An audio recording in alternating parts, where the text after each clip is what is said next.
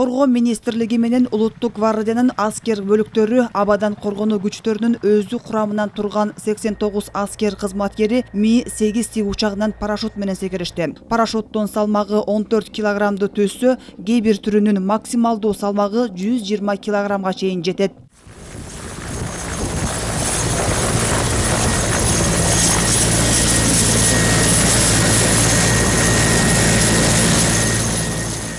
Жоокерлердин тиг учактан парашют менен секирген бийиктик 800 метрди түздү. Адистердин айтымында парашют 3-4 секундда ачылышы керек. Жерге жакындагандагы 400 метр бийиктик критикалык деп эсептелет. Андан төмөн кооптуу. Атайын күчтөр тиг учактын бортунан чыкканда парашют дароо ачылат. Болжол менен жоокерлер 1 мүнөт 35-40 секундда жерге түшө алат. Негизи ай сайын бизде планда бар. Эми баягы эле кайра эле ГСМге карайбыз, даярдыкты карайбыз. Анан мына вертолет туразып, Кудай буйруса чыкты уже баягы регламентный работа деп кичине токтоп калдык 2 ай 3 ай.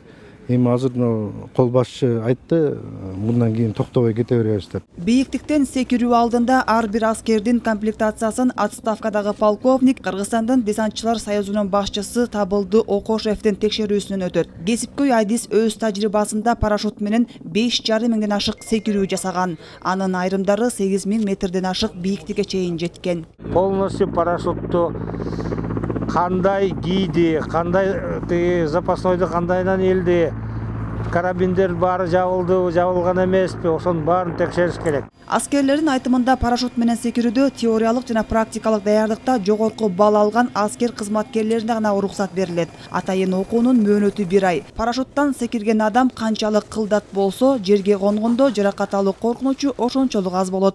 Биз парашюттан секирердин алдында 1 ай даярданабыз. Жаңы келген баланы 0-дон баштап даярдай баштайбыз секирүүгө. Парашюттардын түрлөрү бар да, Т-10, С-10. Например, С-10 парашют ал шамалга наоборот карама каршы бурушун керек парашютту. Т-10 болсо шамалдын багыты менен шамалды көздөй бурушун керек. Ошол экөөнү мындай айтканда, ошол экөөнү кылбай койсо травма алышы мүмкүн да. Аба десанттык машыгуулар спецнаска жаңы келген жоокерлердин күжүрмөн даярдыгын текшерүү максатында өттү. Алардын көбү биринчи жолу секирип, абадан коргонуу милдетин татыктуу аткара алышты. Совет кезинен баштап даярданып баштап 1 жыл 6 айлык кезинен баштап даярдангам да.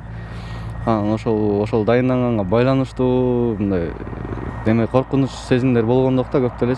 Башында байкелердин секирип аттı, көптөн бери секирип жүргөн, ошолорду карап эле секирип кеттим болду. Көзүм ачтым. Машыгуу учурунда парашюттан секирип, олуттуу жаракат алгандар болгон жок. Бирок коопсуздук үчүн жеринде аскер дарыгерлери милдеттүү түрдө даяр турушу керек. Окутуудан кийин да аскерлер атайын медициналык кароодон өтүштү. Аскердик бөлүктөрдүн десанттык курамынын кесиптик дараметин жогорулатуу максатында өтүп жаткан окутуу дагы уланат. 1 жумадан кийин аскер кызматкерлери АН-26 учагынын бортунан секиришет. Ал 28 декабрга чейин уланмакчы. Келерки жылдын башынан тартып кезектеги этап башталат. Анда бөлүмдөрдүн, взводдордун жана роталардын тактикалык машыгуулары жана согуштук ок атуулар боюнча аскердик даярдыктар текшерилет. Айжамал Болот кызы, Умар Малашев, Ала Тоо 24.